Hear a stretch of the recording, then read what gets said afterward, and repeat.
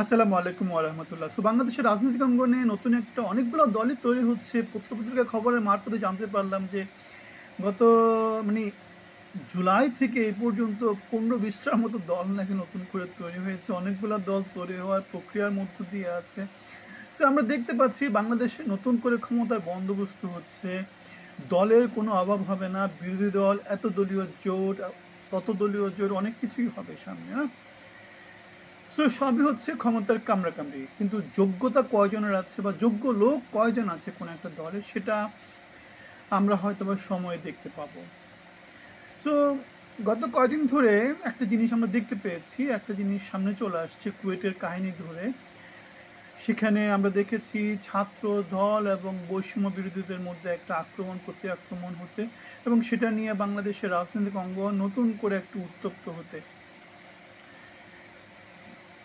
সেটা নিয়ে একটা কথা বলা হচ্ছে যে, যেহেতু আমরা জানি বৈষম্য বিরোধীদের যে বড় একটা অংশ হচ্ছে কোনো এক সময় হয়তো বা লীগের কমিটিতে ছিল, তারপরে আবার তারা শিবির টিবিরও করতো, পরে শিবিরের কথা বলা হচ্ছে, আবার নানা কিছু করে তারা আবার বলে যে তারা আবার সাধারণ ছাত্র, তারা নতুন করে বৈষম্য বিরোধী একটা দল তৈরি করছে।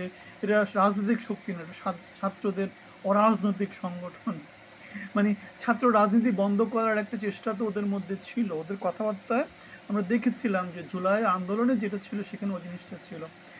এখন বৈষম্য বিরোধীরা আবার নিজেদেরকে বলছে একবার রাজনৈতিক দল তৈরি করবে, আবার বলে যে এটা অরাজনৈতিক শক্তি।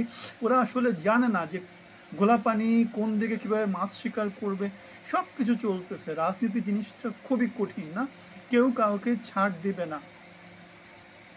আপনার এজেন্ডা যদি আপনি ঠিক না করেন, কে কার জায়গা কেন ছাড়ে দিবে? পৃথিবীতে আপনি যাই বলেন না কেন, এটা হচ্ছে কি ইউ হ্যাভ টু সার্ভাইভ। এটা হচ্ছে সার্ভাইভাল ফাইট। বিএনপি 17 বছর ক্ষমতার বাইরে ছিল, আওয়ামী লীগ ক্ষমতায় ছিল, কারণ বিপ্লবী ছিল। Survival fight. এখানে কেউ কাউকে কোনো জায়গা ছাড়ে দিবে না, না? জায়গাটা ধরে রাখতে হবে। মানে বিনা ফাইটে কোনো জায়গা ছাড়া দেওয়া যাবে না। জনগণের কাছে যাবেন, ঠিক আছে, হ্যাঁ, জনগণের কাছে যান, ভোট। কিন্তু আপনি কাউকে বলবেন যে এটা রাজনৈতিক শক্তি, কাউকে বলবেন যে আমরা অরাজনৈতিক শক্তি, সংগঠিত হবেন, সেটা হবে না।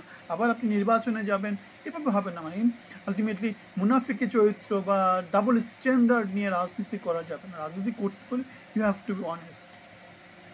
সো বৈষম্য বিরোধী যে আন্দোলনে যে ছাত্ররা, এরা, আমরা জানি যে এরা একসময় আওয়ামী লীগের রাজনীতি করতো, ছাত্রলীগের রাজনীতি করতো, তারপরে এরা বৈষম্য বিরোধী আন্দোলন করে ওরা এখন ছাত্রলীগকে, আওয়ামী লীগকে নানা কথা বলছে। ওই ওই শেখ মুজিব, অনেক কিছু নানা রকমের এরকম, মানে গিরগিটি। বাংলাদেশের বড় একটা অংশ কিন্তু গিরগিটি। আপনি এই যে সাংবাদিক মাহমুদুর রহমানের কথা চলে আসে, যে আমরা দেখেছি সে কোনো এক সময় ভারতের সাথে ট্রানজিট নিয়ে কিন্তু, গ্যাস নিয়ে কিন্তু সে প্রচুর দেন দরবার করেছে। টাটার হয়ে সে কনসালটেন্সি করেছে। সে আবার কি করেছে, বিএনপি সরকারের সময় নানা রকম সুযোগ সুবিধা পেয়েছে।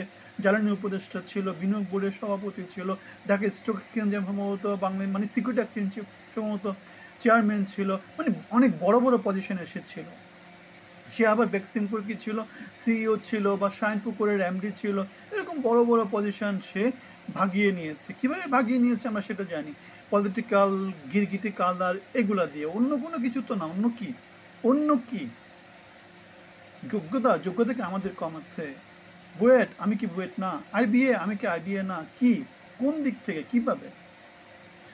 সবই হচ্ছে গিরগিট কালার, অথবা তার একটা পলিটিক্যাল ব্যাকগ্রাউন্ড আছে। আমি কোথায় জানি শুনেছিলাম সে হচ্ছে শাইন ফুকুর অথবা মুন্নু সিরামিকের সাথে নাকি তার একটা রিলেশনশিপ আছে। সুতরাং সে টাকা পয়সা চক্করের মধ্যে আছে, সে ভালো ভালো লোকজনের সাথে আছে, তার নেটওয়ার্কটা স্ট্রং। এই তো। আমরা যেটা বলছিলাম, তাহলে আমাদের জুলাই পরবর্তী গিরগিট কিন্তু প্রচুর আছে। বাংলাদেশ পুরোটাই গিরগিট হয়ে গেছে, কারণ আমি জানি যে জুলাইয়ের 5 তারিখ পর্যন্ত সরকারের কি কঠোর নিয়ন্ত্রণ ছিল। সবাই কিন্তু আওয়ামী লীগ, না? সবাই ছাত্রলীগ, সবাই কিন্তু হাসিনা সাপোর্টার, ঠিক আছে, ইনক্লুডিং আমাদের সেনা প্রধান। তারপরে কি হয়ে গেল, সব কিছু উল্টো পাল্টো হয়ে গেল, না? এখন এর মধ্যে তার জিনিসটা হচ্ছে কি, ক্ষমতা কোন দিকে আছে তার উপর মানুষের কি হয়ে যায়, কালার চেঞ্জ হয়ে যায়। সত্য মানুষ তখন কি, ক্ষমতায় থাকলে সত্যকে মিথ্যা করা যায়, মিথ্যাকে সত্য করা যায়। ক্ষমতাকে পূজা করতে গেলে মিথ্যাকে আবার সত্য বলতে হয়, সত্যকে আবার মিথ্যা বলতে হয়। সো এখন বাংলাদেশে যেটা হচ্ছে সেটাই। সো ক্ষমতাকে পূজা করতে হলে এখন হাসিনার সময় যা সত্য ছিল সেটা এখন মিথ্যা, আবার হাসিনার সময় যেটা মিথ্যা ছিল সেটা এখন সত্য। সো আমরা যেটা বলছি ডাবল স্ট্যান্ডার্ড কমেডি পুরো বাংলাদেশে সেটা চলতেছে। সো আপনিও ওটার বাইরে থেকেন না, আপনিও চেষ্টা করেন ওভাবে থাকতে। আমাদের মতো হয়তো দু একজন সত্য কথা বলে যাবে, সত্যকে আমরা পূজা করি, সত্য নিয়ে আমরা থাকি। ভালো ভুল কিছু বলে থাকলে আমাদেরকে জানাবেন। ভালো থাকবেন, ধন্যবাদ।